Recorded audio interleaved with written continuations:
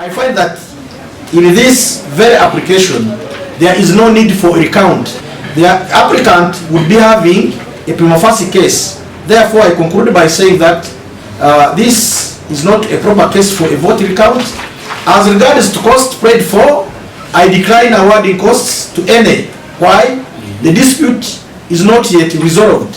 And besides, the proper person that should have been condemned would be the returning officer, if at all proof would have been made that he or she is responsible for all the mess. In the nutshell, this application is dismissed. Kaka tugenda gigoberera ensonga eno paka nga tufunye obuwanguzi bwaffe nga bannabukomansimbi.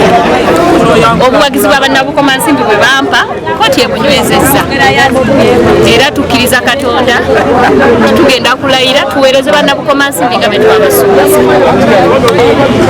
bonna awatali kusosola kababeere be twavuganya nabo tubasaba byonna bye babadde basuubira okukolera abantu babituleetere tubikolera abantu abo nga tukolera wamu.